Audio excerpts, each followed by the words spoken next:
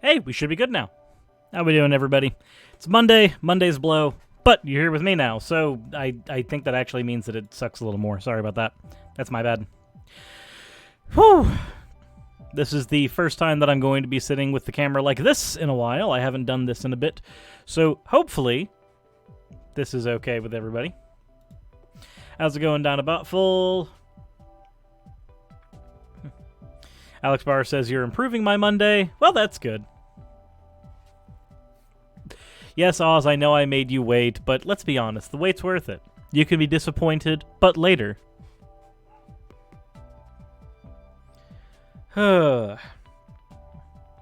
It's not armchair talk. Well, this isn't an armchair. This just is a chair that happens to have arms, but I still wouldn't call it an armchair. Real Lock says, no holding hands before marriage. It's lewd. Fair. Vergus Lama says, this is my first time watching your stream. What is your political ideology? So I'm not a huge fan calling my particular politics an ideology because they are subject to change. Though politically I do find myself to be on the left. I do find myself to be agreeing with more socialistic principles than purely capitalistic ones. But I also believe that both socialism and capitalism have their merits. I just think that for the things that are necessary, socialism is much more important. Socialized healthcare, socialized public education, hell, our fucking military socialized. Whereas for-profit industries specifically, I have issue with because there are certain things that I think for-profit industries should not have any power over, such as, say, healthcare, public education, or the military. Amazing Wolf Skeptic says, thoughts on Nick Fuentes getting banned? Good. The correct method of dealing with a cancer is to cut the tumor out.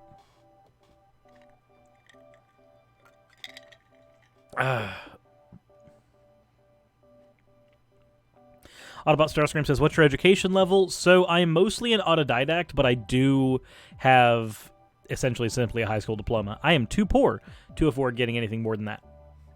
So, yeah. But no, again, on the Nick Fuentes thing, I have no problem with Nick Fuentes getting banned because, again, the correct method of dealing with a cancer is to cut it out. I don't know why there wasn't a 30-minute warning notification. I sent out the thing that said we were going to be starting soon. Also, thank you very much for the 20 bits, Seasake Deary.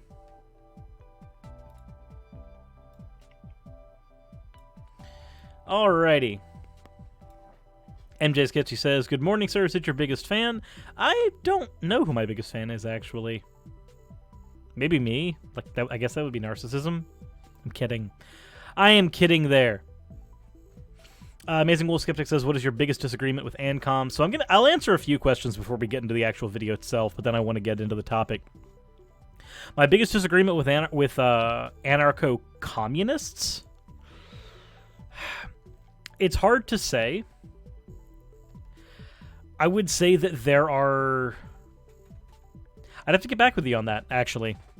Because I have some friends who are ANCOMs, and we can have discussions. I think the biggest disagreement comes down to what particular hierarchies we would agree are justifiable and which ones aren't. Because the thing with anarchy is that if you have an unjustifiable hierarchy, that has to be abolished, but we have to determine like by what axioms we can say that a particular hierarchy is justifiable or not. And I don't think that me and a lot of ANCOMs might agree on those things, but I don't know. We'd have to see. But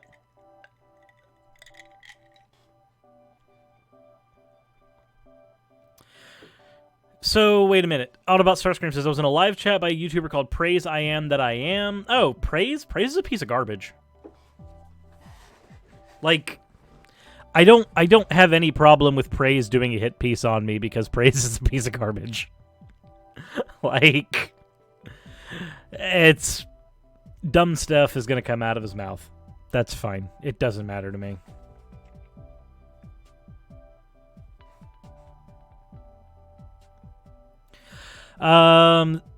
Wolf Skeptic, that is incorrect. The belief of anarchy is not to abolish and eradicate all hierarchies. The belief of anarchy is to abolish all non-essential hierarchies, that any hierarchy must justify itself before the hierarchy can be there. It says that hierarchy as a concept is not axiomatic. That's the broad brush stance of anarchism. You can have stronger stances of anarchism where no hierarchy can be justified, and that's the case, but anarchism in its own is about abolishing unjustified hierarchies. It's just you can find more extreme anarchists that think that hierarchy in and of itself must be abolished. Empty Person says, if you had to do a debate between Prager or G-Man, a flat earth land, which would you do? Let's see. I think neither, because both are pretty garbage human beings. And I'm not a huge fan of talking to people who are actually garbage human beings. Amazing Wolf Skeptic says, but they do believe to start from scratch and blow it up and create a new one. No, that is not the case either. So starting from scratch, blowing it up, and creating a new one is a hyper-revolutionary. You can have a reformist anarchist that believes that you can take the current structure and deconstruct it down, as opposed to completely destroying it and creating a new one. You're talking about a hyper-revolutionary right now. Yes, Shay, we are talking about abolishing unjust hierarchies.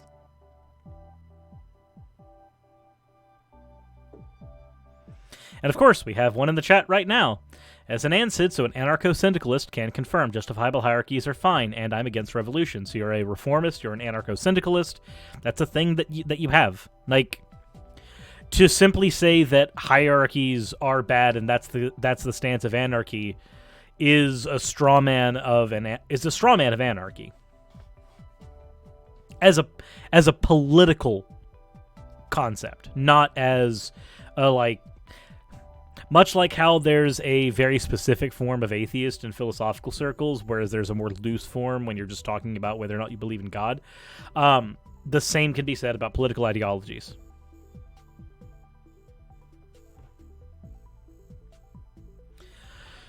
Let's see. Otaku Lover says, have you lost weight recently? I don't know. I haven't checked my weight, though if I did, I would be very happy about that.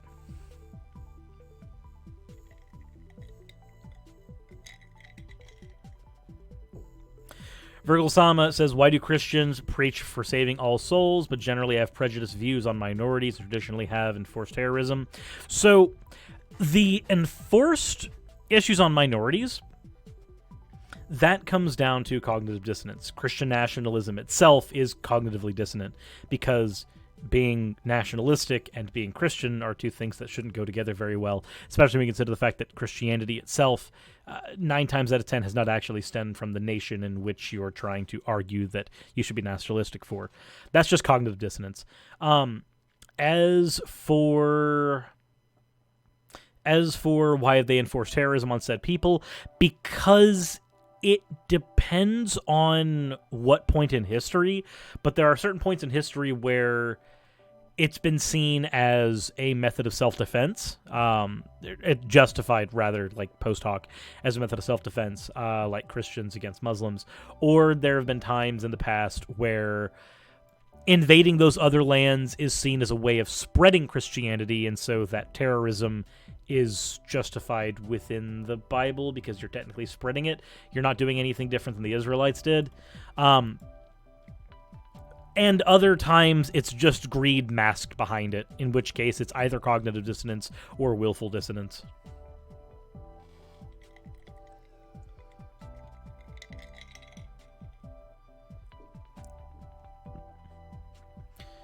Okay. Oh my god, that's a great quote.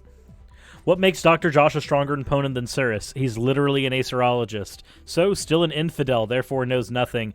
I love that genetic fallacy there. You're an infidel, therefore you know nothing. It's wonderful. Amazing Wolf Skeptic. It's okay. I'm not super educated on it as well, but I do know enough to see strawmen a little bit. Again, because I'm an autodidact and I don't have a lot of formal education on stuff like this, a lot of times there's gaps in my knowledge, so I understand.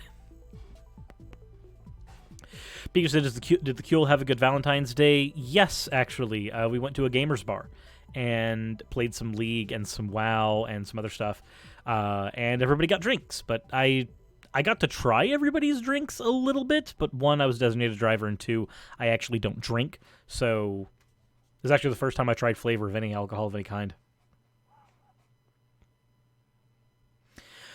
MTG person says, is it possible to see you do a video on Caleb and Sophia as Telltale has? I don't know. Maybe at some point.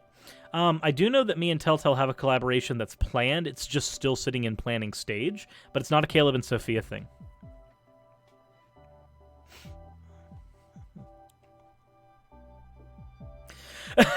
David says, have you got to chapter 6 yet, Brow Arc? So, one, thank you for the $100 donation. Holy shit. 2, I have not gotten to chapter 6 yet, which means I cannot get a toaster yet.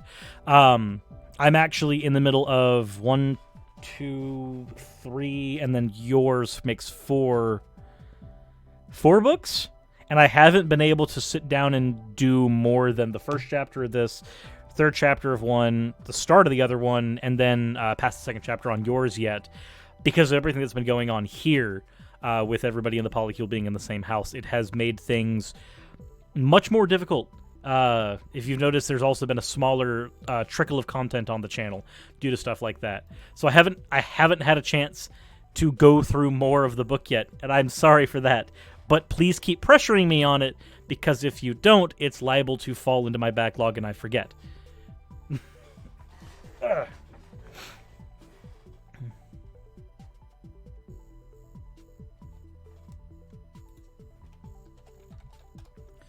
So, that all said, again, thank you for the $100 donation. That is awesome. That is incredibly helpful, and I will see that next month, and that will help out as well because YouTube has been cutting my funding down to a trickle, which is great. Yay! Thanks, YouTube. You're amazing and a good YouTube friend. Though I will say, if anybody does want to send donations today, I will never say no to donations during streams. It would actually be stupid of me to say no to donations during streams. But I will say that if you are going to donate during the stream, for anybody who does, please do so via either the PayPal or the Streamlabs link. Streamlabs link takes a little bit out, but it does calculate into the month's bills expenses thing. And then if you do it via the PayPal thing, less gets taken out, but it doesn't get calculated in the bills expenses. And that money I could actually use for groceries. So... that all said, I just wanted to get that out there for anybody who wants to donate during the stream. To do so that way, it would also help considering we got like $10 sitting in the bank right now. And we have to make it to Atlanta tomorrow because, yeah, that's fun. Anywho.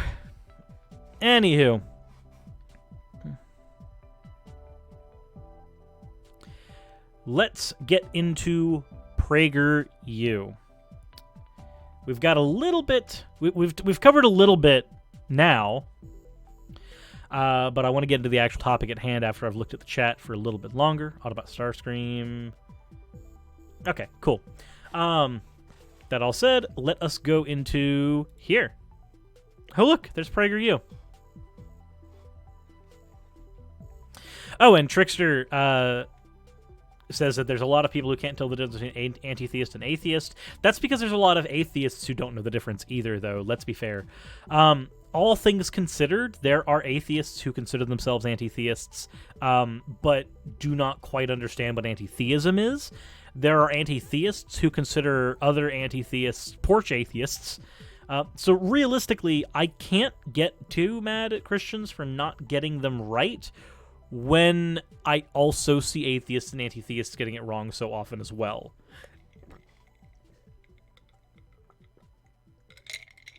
Okay.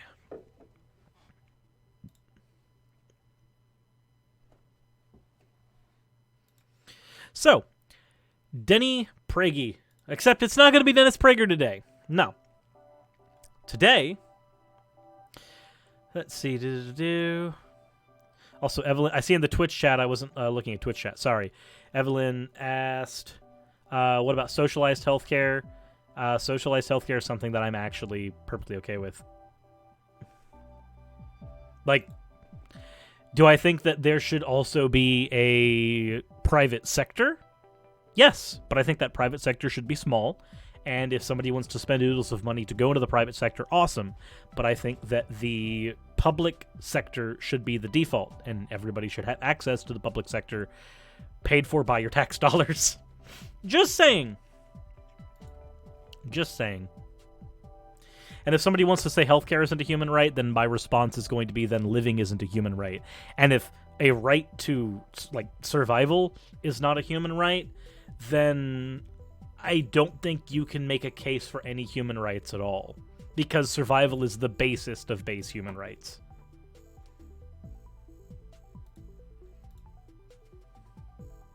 Women, here's a revolutionary idea. Date with a purpose. What purpose? Getting married. Whoa, am I moving? Oh, no. Oh, so, before it actually tells us who this is, who here can tell me who is on screen right now?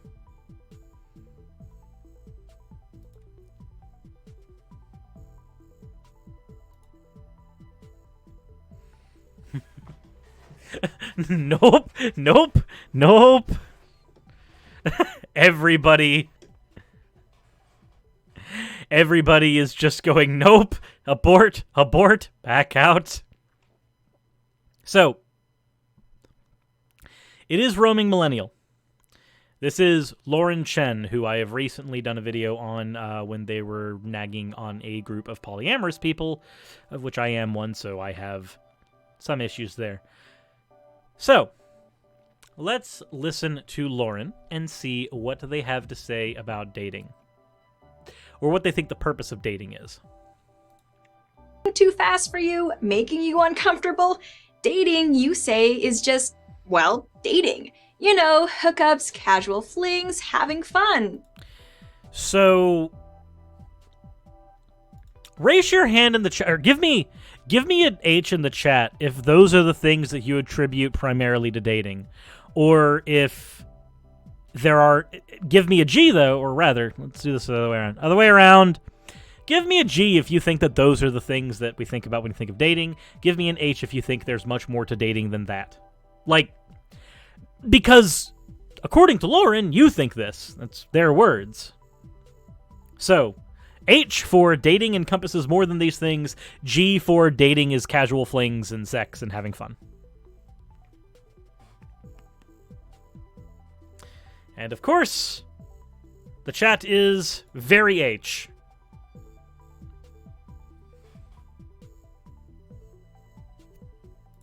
So,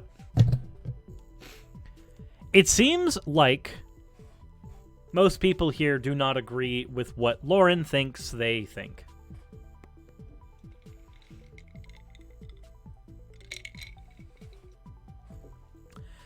And also, if you want that shirt, there is a merchandise. Like, you can get merch. That's a thing you can do. So, let's see if they can substantiate this point. Yeah?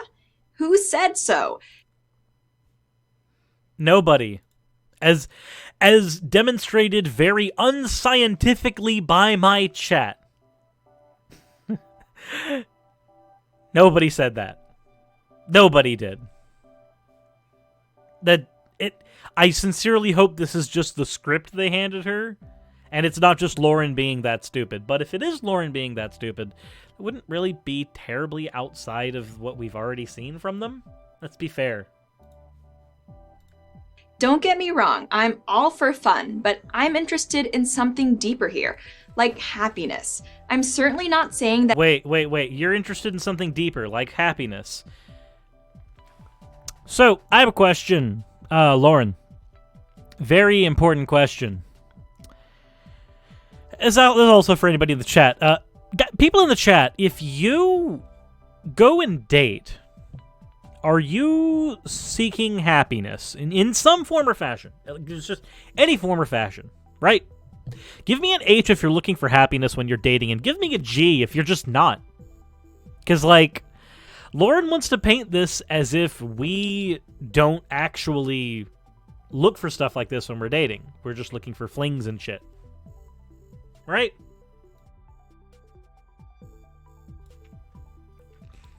That is many H's again. Not as many H's as before, though. I'm assuming then, because there's fewer H's here, are there some of you that just date so you can be miserable? Is that what happens? Like, you go on Tinder and you're just like, swipe left, that one looked okay. Swipe right. Okay, so I'm going to swipe right on this one because they look like they're going to make me fucking miserable. And a match. Like, oh my god.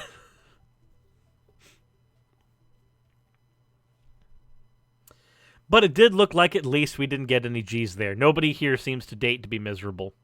Although there is Licky Glock with the Q there for some reason.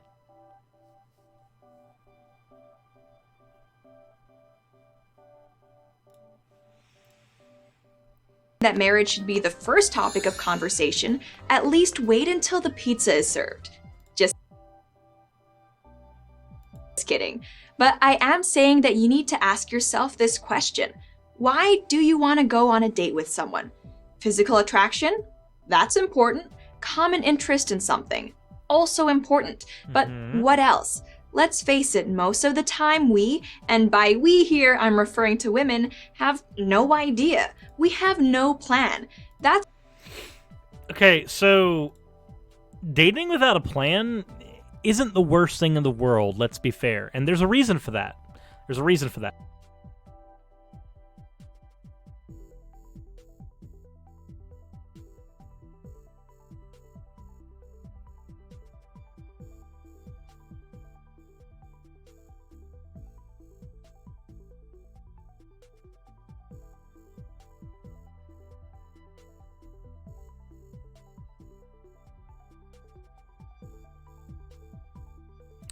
Silence! Sorry, I killed the silence.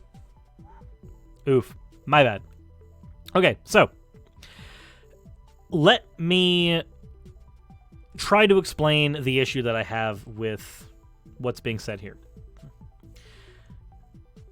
When she's saying you need to have a plan when you're dating, right? And her issue is that most women don't know what they want. There's nothing wrong with not knowing what you want. Let's face it, if you're 18 years old and you're dating for the first time, you probably don't know who you want to spend the rest of your life with. This goes if you're male, female, or anything in between. It doesn't matter. You might not know. Not that early. You might not even know at 25 who or what kind of person you want to spend the rest of your life with. So dating shouldn't be just for the purposes of marriage, because you might find yourself in a situation where you marry someone really early, but then later in life realize that this isn't the person you actually wanted to spend the rest of your life with. There are several reasons this could happen. I mean, the most extreme reason is you find out you're with an abusive partner and they're not willing to change. They're not willing to go and try to get themselves fixed, or they can't even recognize that they're being abusive in the first place. Or they do recognize they're being abusive and they continue doing it. You might realize that you don't want to be with this person. But if you dated for the purpose of marriage and then had that happen really early because that's what you did, instead of dating to figure out what you wanted, who you were, as opposed to who you want to be with, now you've got yourself put in a situation, and let's assume that it's not that extreme situation, right? Let's assume that it's a situation where you decided you want to be with this person 3 years down the road, you realize that something's different, you two don't want to be together anymore, or you don't want to be with this person anymore because you've grown as an individual. This isn't the person you want to share your life with anymore. But because you dated with the intent not of self-discovery, not of figuring this out, but with the intent of marriage, you got married. Now you have to hurt someone who you probably still love, just not in the same way as they do to you. You now have to hurt this person deeply, and in some cases irrevocably, because you're a different person now. All because you dated with the intent of marriage. Not because you dated so that you could discover something about yourself through the reflection of others. At the end of the day, your priority is you. Your priority is not creating children. Your priority is not propagating your race. Your priority is not your significant other, whoever they may be in the future, and discovering that. Your priority is you.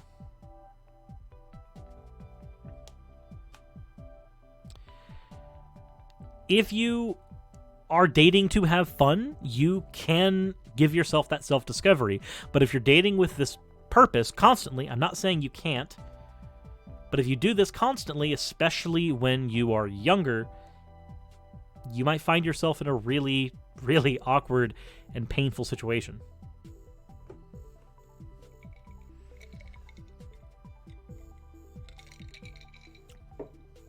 So let's continue. That's okay as far as it goes, but as far as it goes is not very far and frankly not very smart. But let's play out the scenario. We too often assume that relationships have levels of commitment, progressing, if they progress at all, like video games. A hookup is level 1, dating is level 2, level 3 living together, and then, after we've had those, maybe we're ready for marriage. But in fact, relationships usually don't progress that way. So, okay. It's not that, in fact, relationships don't usually progress that way. It's that, in fact, all relationships are different and unique. And you might find, like, let's say, for instance, right, let's give you a hypothetical situation here. You have a fling with someone, and you realize that you two are very sexually compatible. And then once you two realize you're sexually compatible, you start having more casual sex, which leads to hanging out more, and you realize you two actually also make pretty good friends. After some time, it comes, say, like Valentine's Day or something, and you realize, hey, not only... Let me change it from League of Legends to something else. Hold on. I messed that up. So, not only... Why is it... Just chatting. There we go. Boom. Problem solved. Problem solved. It's not League anymore.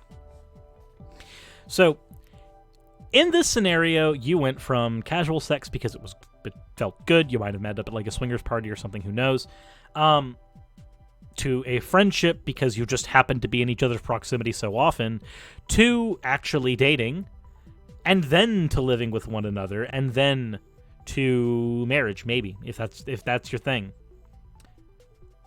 Or, alternatively, you may be friends for years, and then start dating, and then start living together, and then start having sex, and then marriage, maybe.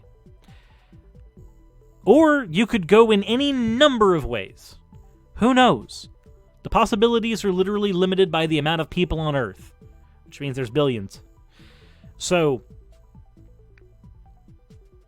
what Lauren seems to be doing here is assuming what you think about relationships and painting what she thinks, or at least what Prager has scripted her to think, is the most common form of relationship. And because they're conservative, the most common form of relationship they are opposed to must be one that begins with sex of some kind.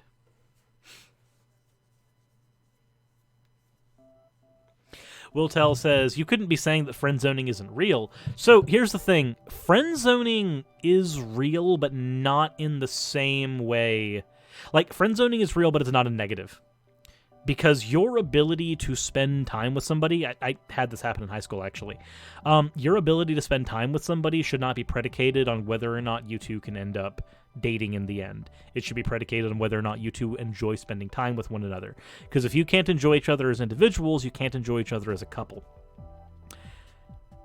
So while friend zoning is in somebody just saying, yeah, you're my friend, and it's not past that, that act is real, but viewing it as a negative thing, as in, oh, I can't get in this person's pants because they've just labeled me as a friend, that is something that is an issue, personally.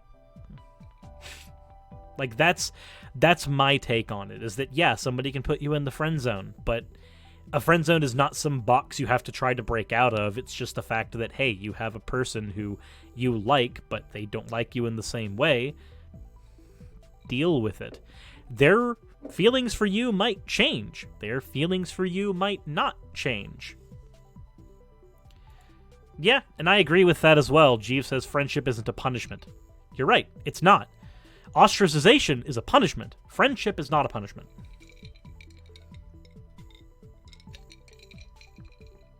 So let's you know what? How about I give you an example of a lesson that I learned where this is concerned, where friend zoning is concerned. This is me in high school, right? Me and my ex had broken up, and I developed a crush on another person there. I don't want to say their name. But if by some random chance they're watching my channel, then they know who they are. But I doubt that. You know what? Yeah, no. We'll just call them L. Right. Not L as in from Death Note, but we'll just use L as a placeholder.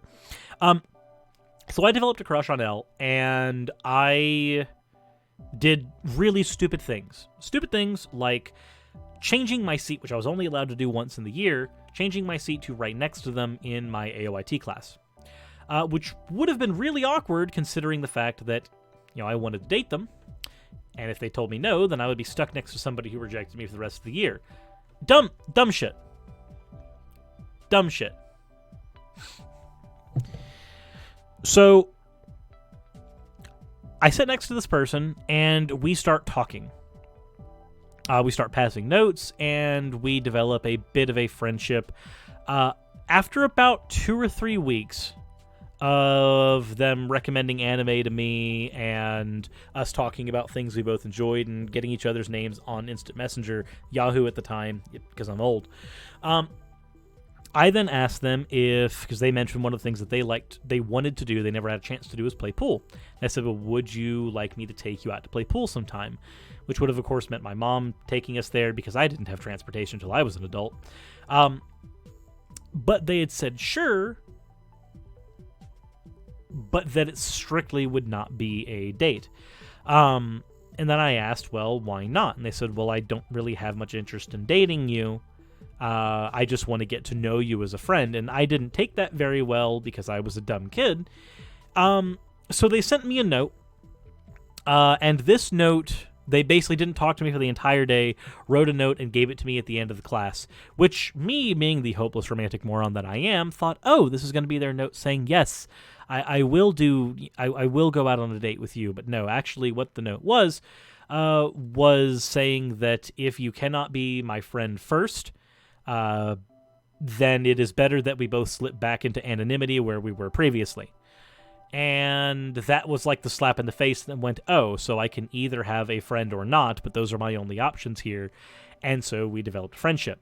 Now, granted, because they never got a Facebook and Yahoo Messenger is long since defunct and gone, I've lost contact with them over the last several years, which sucks. But at the same time, I made a friend there where I otherwise wouldn't have, because I accepted that, yeah, no, being in the friend zone isn't the worst thing in the world. It means you have a friend. Having friends is a good fucking thing.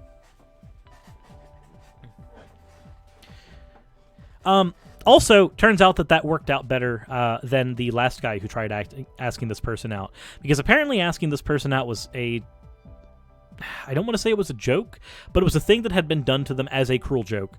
And the last person who asked them out got yelled down very harshly. And that didn't happen to me, so that was good. That meant that I got a friend out of it. So, point is,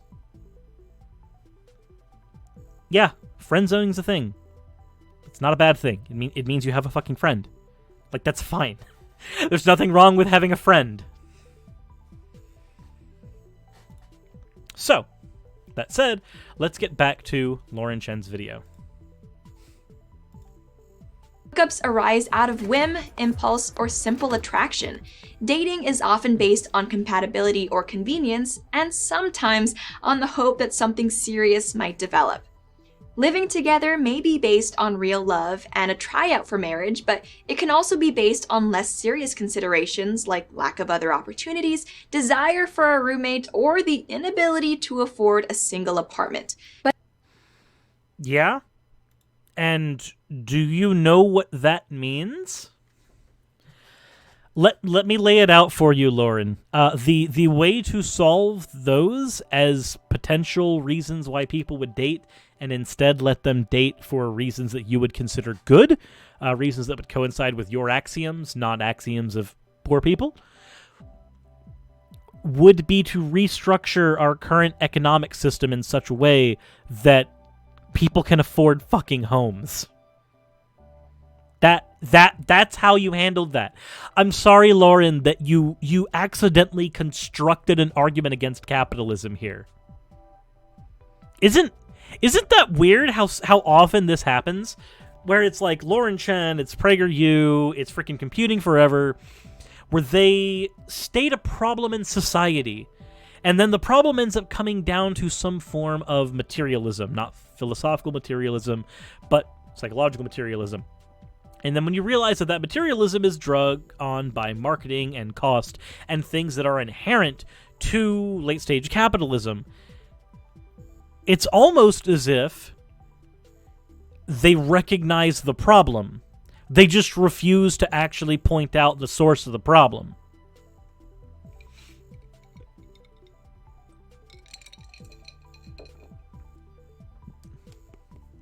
Autobot Starscream says, is Lauren Chen a socialist now? A nationalist socialist? Oh. I wasn't gonna say it. But somebody did. I see that. I see that now. Trickster says, so I can't have a female pay half my bills without a ring. Yeah, no, if you like it, you should have put a ring on it. Apparently.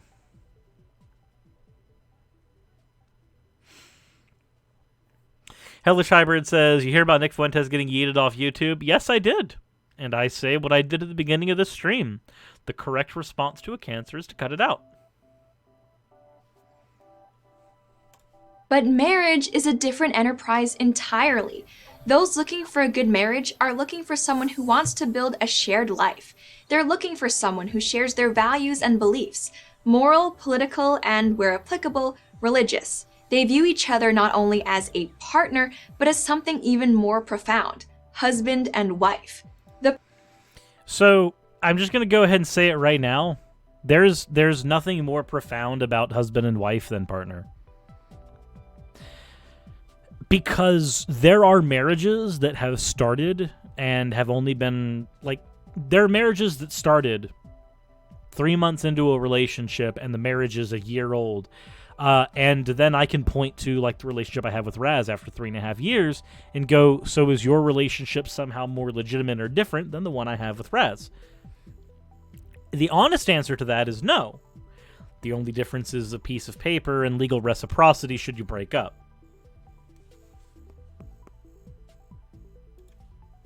The problem with so many dating relationships is that people enter them with completely different understandings of what the ideal outcome should be.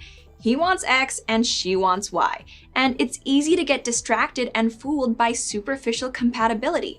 They're thrilled they both like kombucha, kayaking, and karaoke on the weekends. That's all great, but when do you get down to the stuff that really matters over the long run?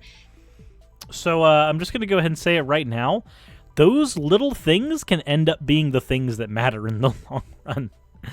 Because while there are certain political things or religious things or like very large things that will matter later on in life, whether or not you can spend your base time with your partner, that is going to be very, very important down the road.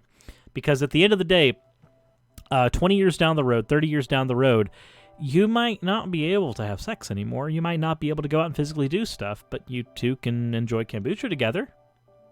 Even though that drink tastes freaking horrible. Like, those little things are very, very important. To discount them as, well, those aren't the things that really matter. No, they matter a lot, actually. Those little things are the building blocks that you're going to use as a foundation. Like, for instance, me and Raz, we play League together. That is a pretty big segment of our lives. We are able to play League together and not hate each other at the end of the day. Sometimes. That little thing has literally been one of the things that's helped us stay stable. Stuff like marriage, family, faith, and values. I say, wait, hold on. That's all great, but when do you get down to the stuff that really matters over the long run? Stuff like marriage, family, faith, and values. So, hold on. Wait. Let's go through this list. Let's start with marriage. So, what matters in the long run for your marriage? Marriage.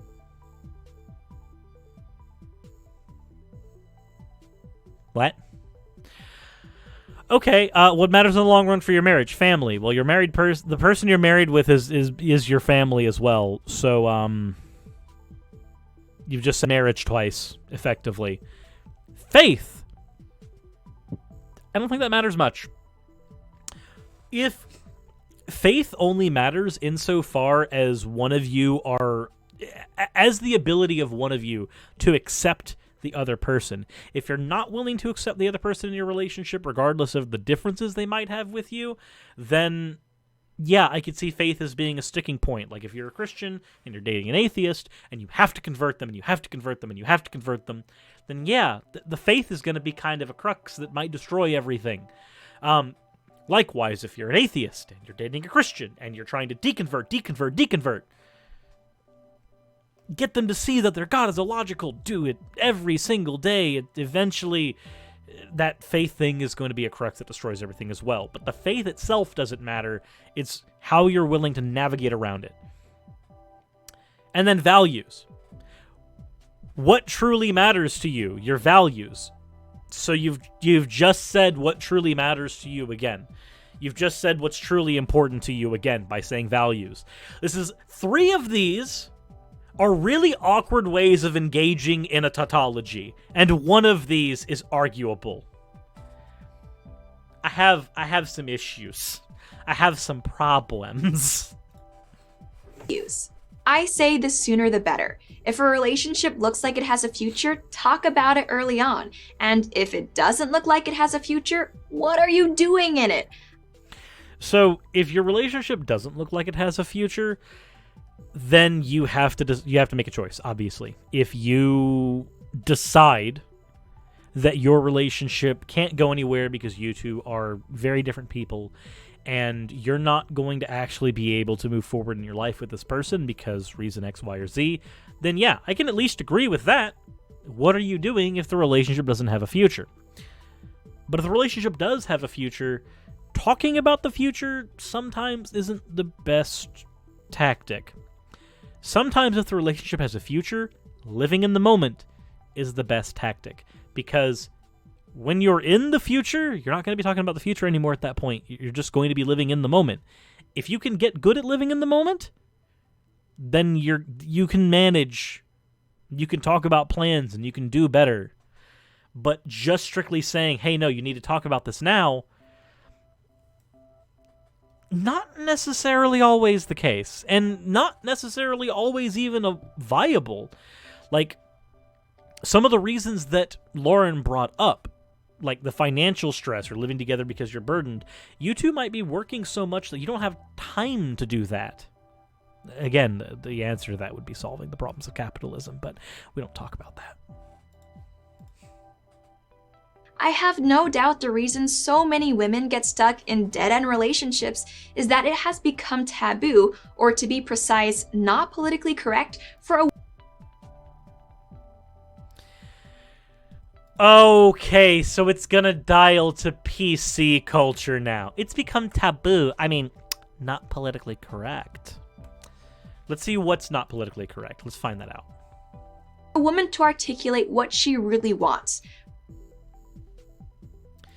Yes, it is taboo for a woman to articulate what she really wants in a relationship, and you know why that is?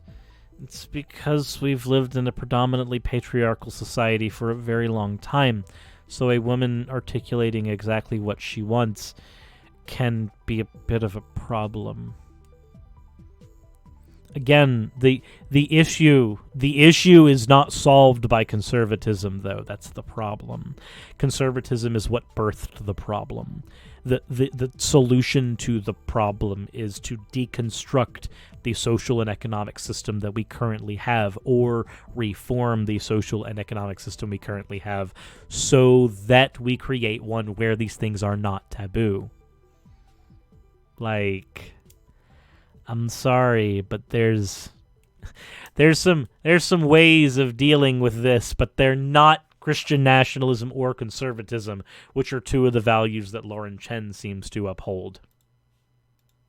Which takes me back to marriage and why women crave it. Here are 3 reasons: protection, commitment, love. So, if you're in a relationship with somebody for protection, that's not a good reason to be in a relationship. I'm sorry. Protection is something that you make a deal with the mafia for.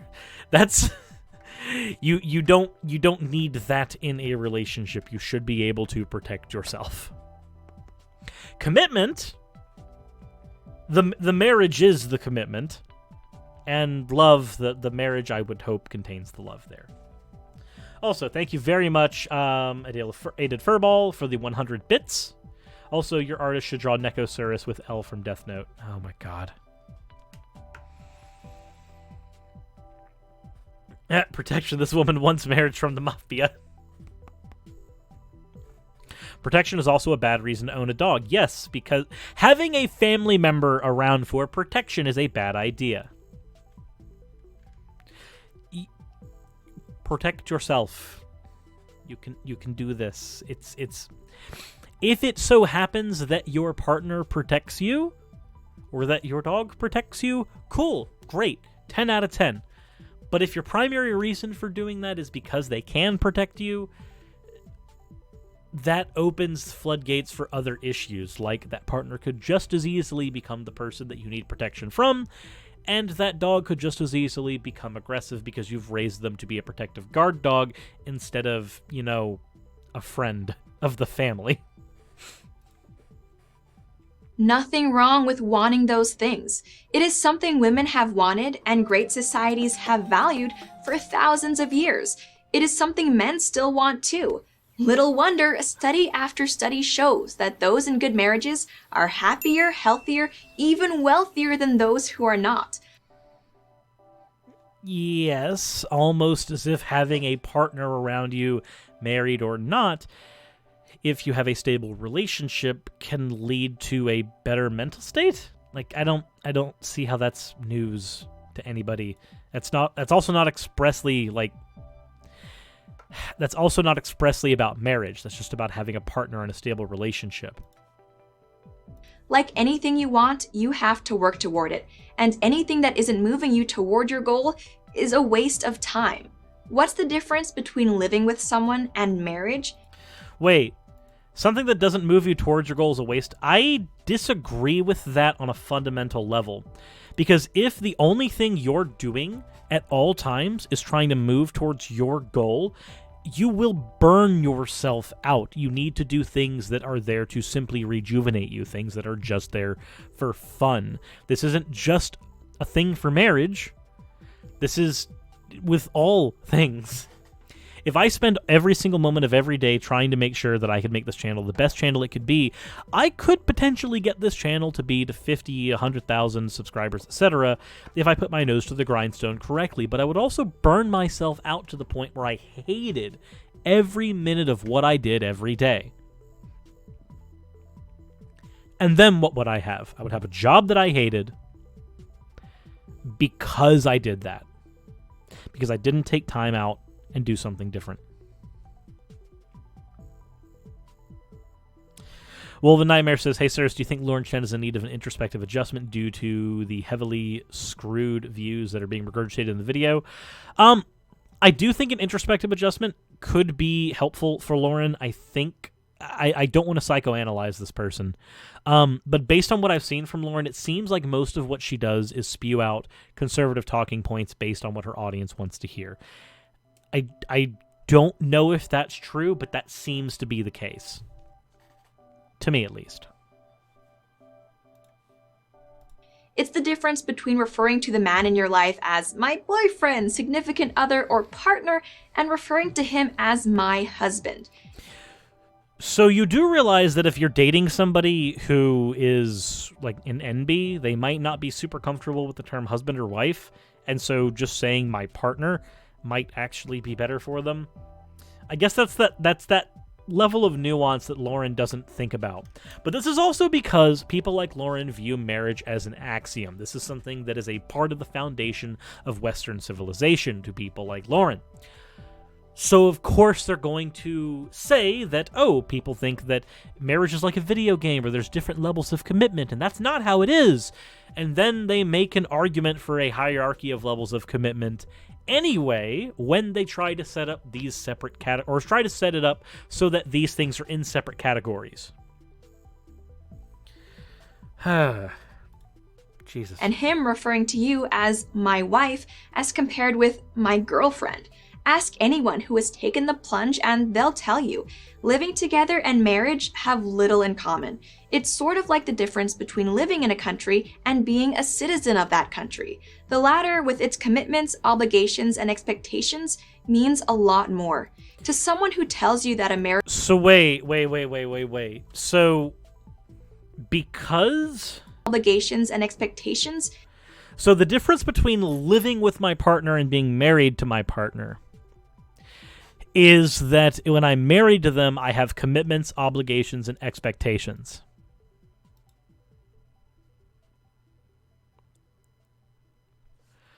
Wait a minute. Wait, hold on. I'm confused. Commitments, obligations, and expectations. Well, commitments, I'm committed to the 3 people that I'm dating. I don't plan on leaving any of them. Obligations, I have obligations to take care of them. If one of them sends me a message saying, hey, can I get a drink? I can't stand up right now. My knees hurt. Or, hey, can you make me a grilled cheese real quick? I'm really depressed right now, and I think that something like that could really help. I have an obligation to take care of my partner. And it's also an expectation. Like, I'm expected to understand that obligation's there. Now, whether I've been the best person at this in the past is up for debate, but it still means that these things are there. The commitment's still there, the obligation's still there, the expectation's still there. To argue that the difference between a marriage and a partnership is that these things aren't there in one and they are present in another is really weird.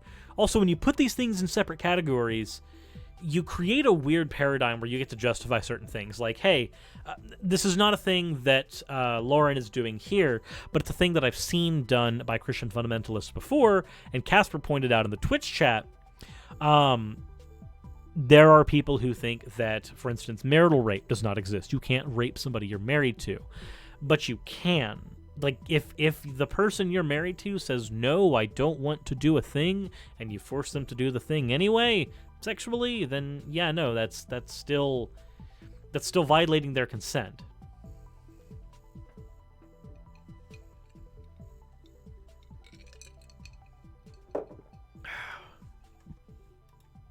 means a lot more. To someone who tells you that a marriage license is trivial, just a piece of paper, here's a good response. If it's just a piece of paper, why are you so reluctant to sign it?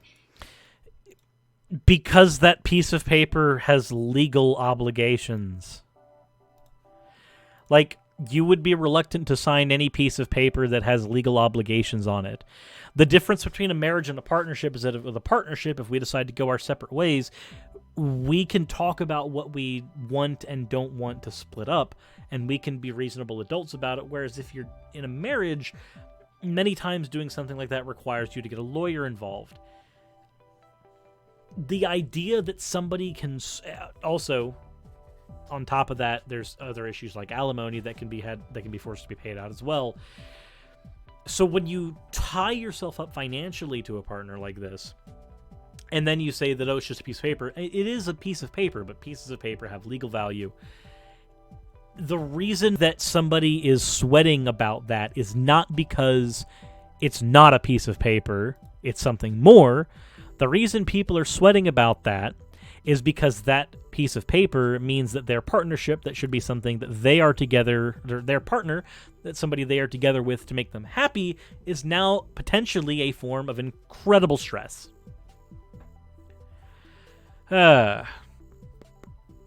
Also, Ulton Murtog. I believe that is how I pronounce that, but if I'm pronouncing that incorrectly, please let me know.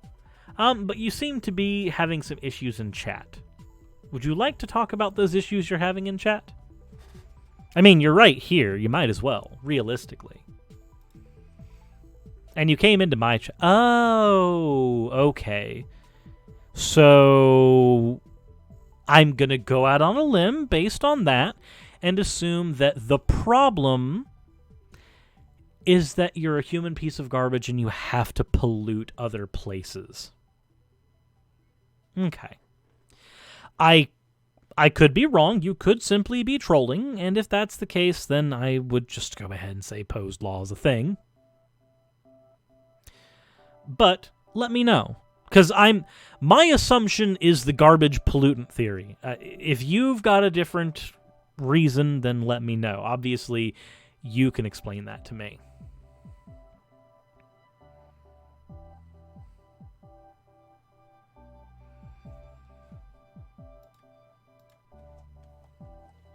Are they still here? No, they're still here in the chat. They're still there. Said, well, maybe. So the rule here with trolls is that you're allowed to troll, you're allowed to insult me, you're allowed to do whatever you want. But the rule is, and the rule always has been, you have to be original.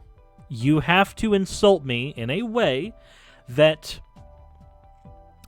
at least can get a giggle out of me, because realistically, when you receive death threats via email and you get insulted in your comment section every day, you become numb to most of them.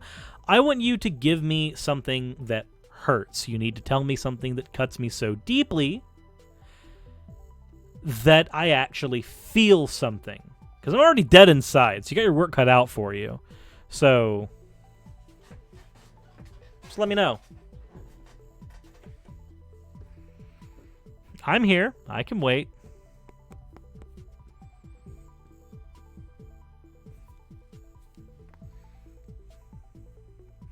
G-Wing says, you look like the guy from every neckbeard story on Reddit. Yep, that's not original. Elson says, I apologize, sir. I love you. Okay. Whatever. I thought we were going to get some entertainment here. The real Locke, you're a second-rate duelist with a third-rate deck.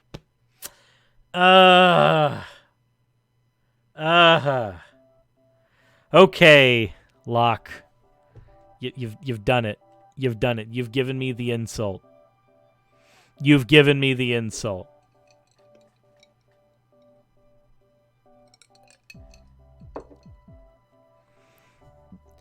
Your father was a hamster. Your mother smelt of your mother was a hamster. Your father smelled of elderberries. Either way. Let's see. We have from Angry Toilet 24 Real. Are you gay? No, and I've heard that one before. Do you live in your parents' basement? No, and I've heard that one before as well. Jesus Crush. Like, If you guys are going to do it, please at least put your backbones into it. That's all I ask. And the, are you gay, and do you live in your mom's basement, and aha, neckbeard, and all that. It's boring. It's really boring. You can do so much better. I feel like the education system in the United States has actually failed when we can't come up with original insults. Nicotina, for the $2, Timo is best champion. All right. I wasn't aware that I was banning somebody today.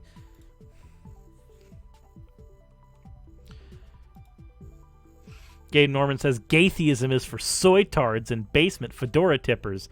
Every single one of those I've heard a million times. Jesus.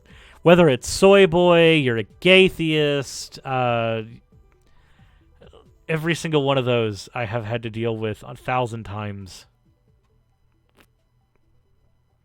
Angry Toilet says, do you think No Bullshit is the worst YouTuber? I don't think he's the worst YouTuber, but I do think he's a shit one. Back to the video. The answer, of course, is that no one believes that it's trivial.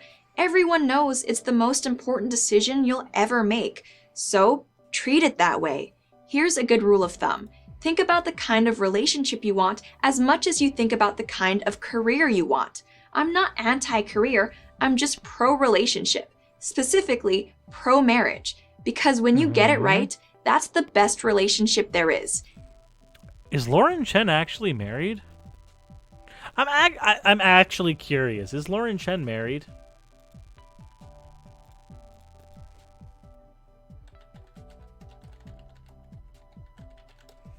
I don't think so.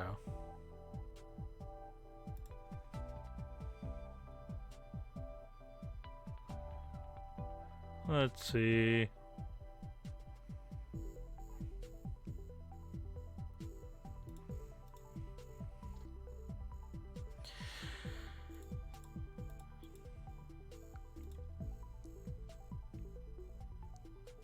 Cyrus isn't pro-rights, he's just anti-Christian. We found the truth. Except I'm not anti-Christian either. She has a boyfriend. Okay. I don't know. It seems like she's... It seems like this weird thing happens where, like, a lot of the people who say that you have to have this traditional life end up not actually living that life the way that they argue. And then you get people like freaking Hunter Avalone who are living that life, and then you get the alt-right people who say that life's the ultimate one, constantly insulting them, and it's like, well, but they're doing exactly what you're saying. It's almost like you people are inconsistent. Sirs, what do you identify as so as not to conflict with the genders of the rest of the polycule identify as? I'm male. And it starts with the first date. I'm Lauren Chen, host of Pseudo Intellectual on Blaze TV for Prager University. On Blaze TV for Prager University. Okay. Well, that hurt my brain a lot. Though it didn't hurt in the normal way where, like, I start having leakage. This was just painful because it's Lauren Chen. Realistically.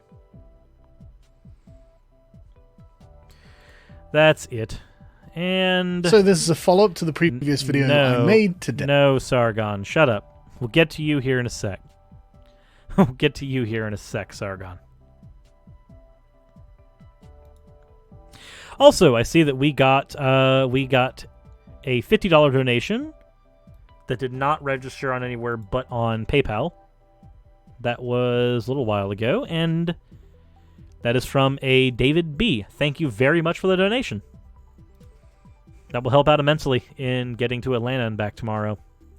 Not that I'm super excited for the reason why, but still.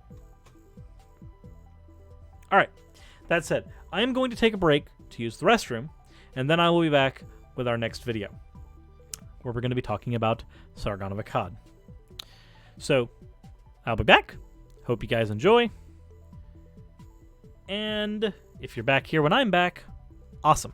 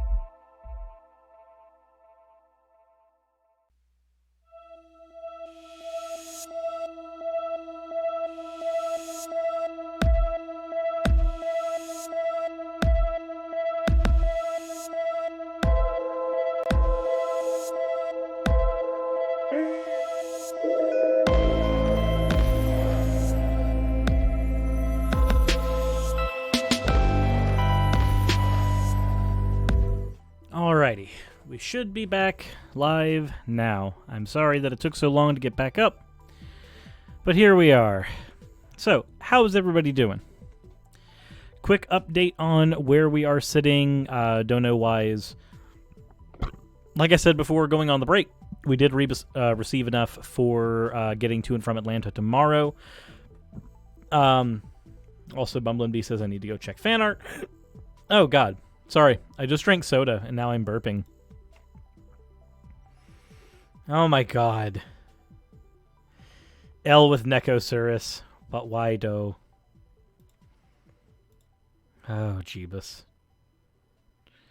It is the nightmare. Anywho. That said. So, to give everybody the update on where we are on donos, before we actually went live, we got enough to handle getting to and from Atlanta tomorrow, which is good. We do still need, obviously, the bill money, which is sitting in that thing there, and then we also need grocery and food stuff. But before we get into all of that fun silliness, because being able to afford food is nice, we are going to get into the next portion of this, which is Sargon of Akkad, attempting to say that Bernie's revolution is a cult. Now, first of all, what Bernie Sanders is doing in his campaign is not a revolution. It's reformism. It's literally working within the confines of what we have and trying to make it better. So, already some issues of nomenclature there. But let us click on the thing and see what he has to say. But I think there is a lot here that we actually have to talk about. And we have to talk about the influence of political leaders, because I actually think they do have influence and can incite their followers to do things. And I've always held this position. If you're yes, you're right. Political leaders can incite their followers to do things. It can lead to things like stochastic terrorism. So, wouldn't that also mean there's a measure of responsibility there? Just saying. Just making a video or whatever, commenting about something, then sure. If someone watches that and then goes, shoots up a school or something, unless you're saying go and shoot up a school or implying it in some way. Also, a few seconds ago, we just got a donation of $50 in from Underscore. I do not know who Underscore is. That is a, that is certainly a thing. I thank you for the donation. $50 is incredibly helpful. That certainly helps us get food for the day. But I have no idea who you are. I just see the underscore and I have to make assumptions.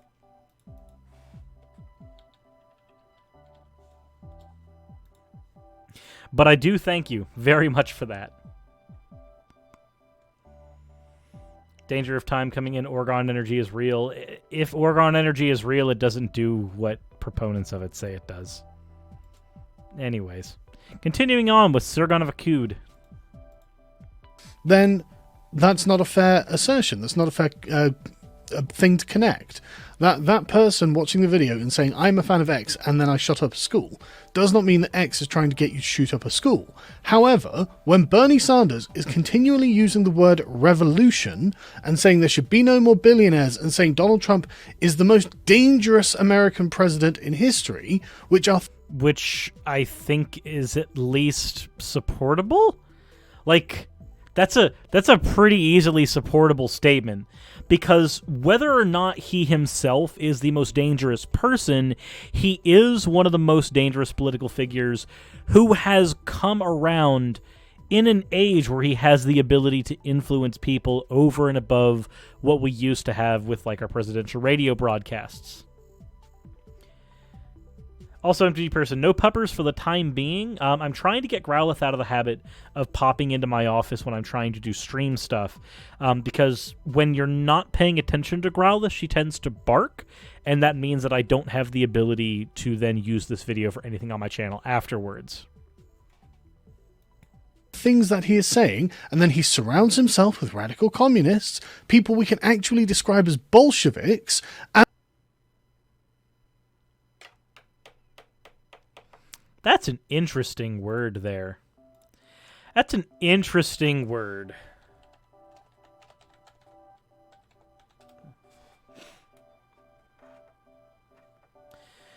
So Bolshevik is a member of the majority faction of the Russian Social Democratic Party, which was renamed the Communist Party after seizing power.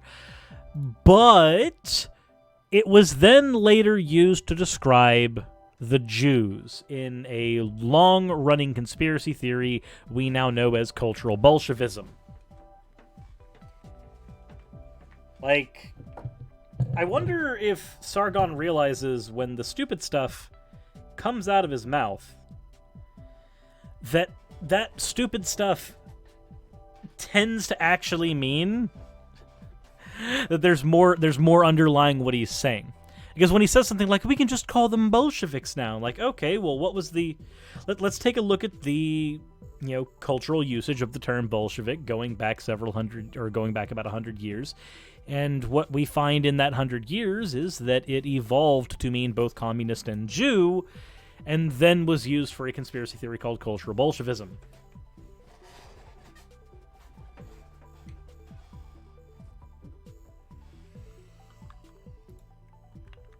And yes, Amazing Wolf Skeptic, that is where the term cultural Marxism came from.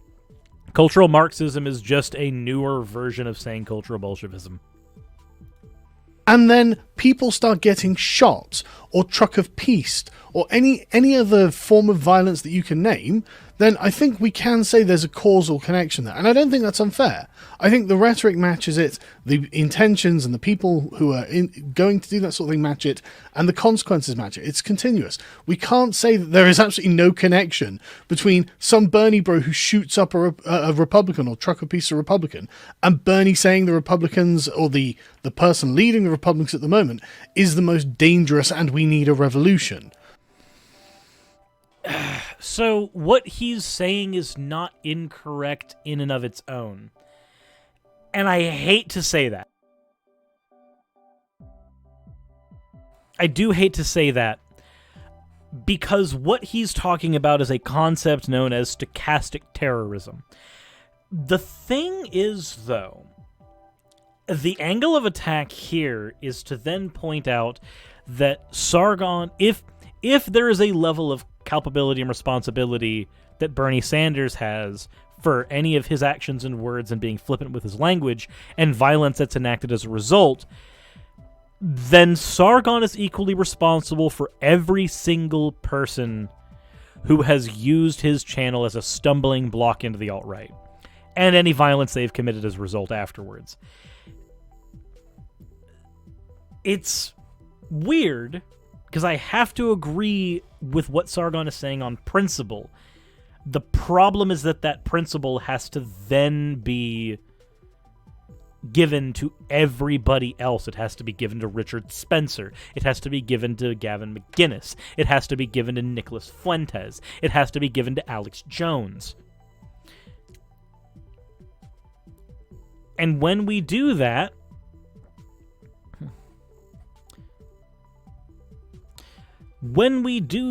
we realize that, as an influencer, we're responsible for the things we put on the internet. And if you're not willing to accept that responsibility, then you usually don't need to be on the internet. And the ambassador says, aren't most mass shootings done by extreme right-wing terrorists or at least white supremacists? Generally speaking, here in the States, that seems to be the case.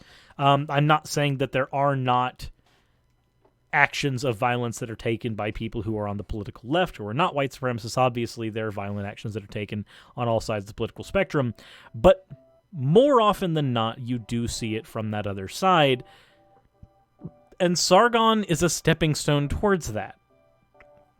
Also, Kate Papula has said that they are doing okay but not great and could use a hug in chat, so everybody in the chat could do a /hug over at Kate Papula. They seem to need that. Amazing Wolf Skeptic has said, he once said during a debate with Vosh, UKIP is pretty centrist. Sargon of Akkad, you can't always take what he's saying seriously.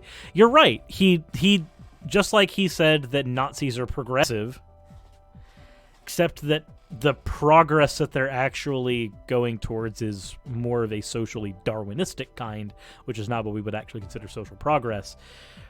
He does have a tendency to foot and mouth a lot. This is true. Like, to say that these things aren't all part of a greater whole is dishonest. So you're right that it's dishonest to say that these things are not part of a greater whole, but how far can we expand that greater whole? Let's take a moment to think about the environment that we've constructed where somebody feels like they must be a violent revolutionary, even though Bernie Sanders has said on multiple times that he disavows anybody who does enact violence in his name. What type of society do we construct in which people feel like they must resort to violence? If you want to extend the circle of influence for this, I'm willing to do so if you're willing to extend that circle of influence to its logical extreme, which means we then have to look at the environment we've constructed where people feel like they must be violent in order to fight back, and that violence happens on a smaller scale than other styles of violence. Let's assume, though, that the 2016 Nevada event, where apparently chairs were thrown and Bernie bros were called sexist, didn't happen. Right? Let's just assume that didn't happen.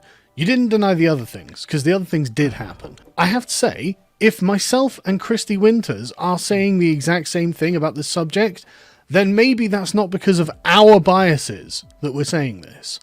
Do you think my biases are the same as Christy Winters? Obviously not. And if we're both in tandem on a subject of... So, your biases and Christy Winters may be different, but the thing is, your goals may be the same. And if your goals are the same, then your bias is not a feminist bias versus a classical liberal bias. Your bias is an anti-Bernie Sanders bias. And if you both have an anti-Bernie Sanders bias, you tend to link hands on a lot of things.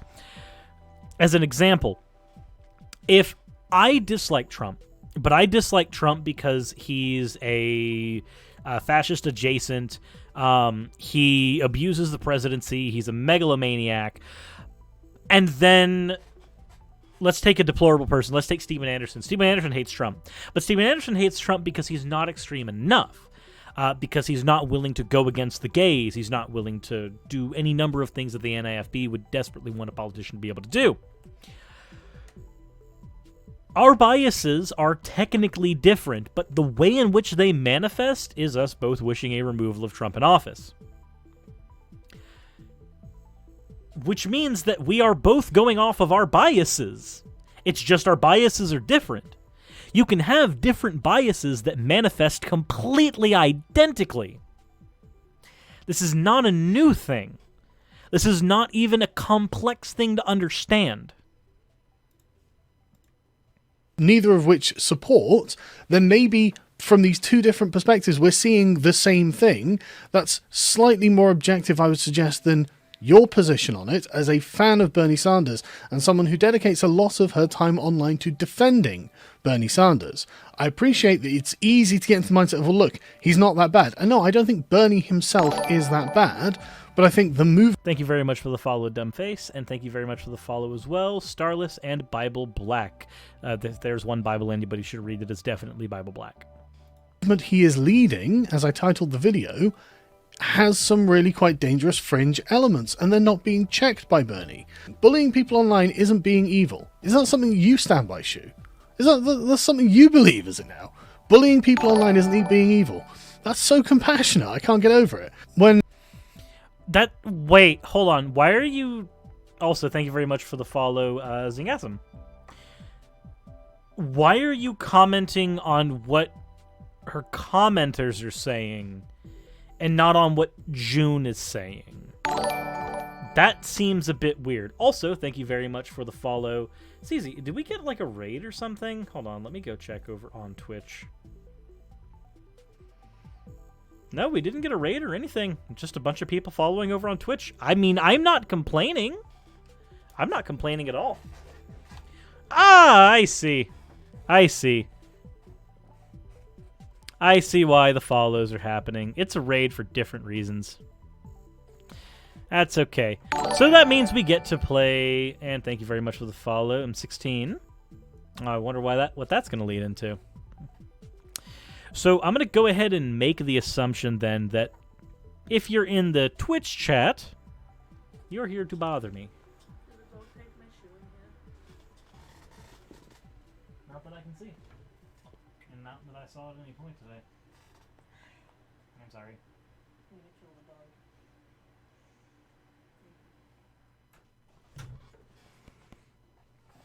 No, that would actually be my partner, Emmett.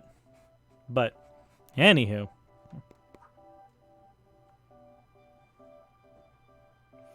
Said Hassan Abi sent me. He said your political opinions are dumb. Who's Hassan Abi? What an interesting name for a person. Let's see here. Are we gonna have a war? That would be fun.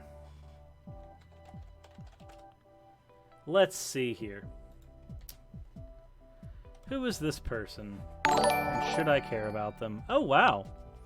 6.1k viewers? Neat.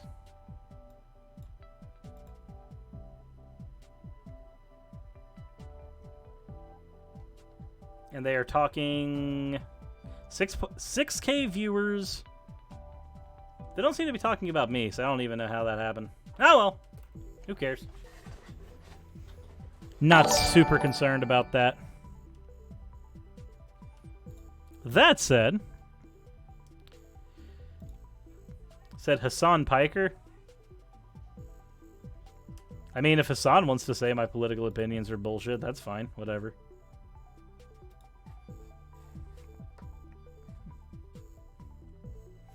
Raymond says he has your mom. I have no idea who Raymond is. We got Mad Chuds in the Twitch chat. Yeah, apparently.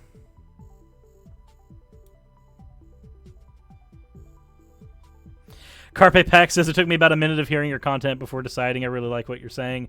I'm not here to bother you. Well, that's new. Well, I know you're not here to bother me, Kitsune. That said, let's continue on with what Sargon is saying. And, this guy says, Bernie apologizes for literally everything except the violence of his followers. Then you get your followers replying, makes sense not to apologize for the thing that never happened. Okay, give me 1 second.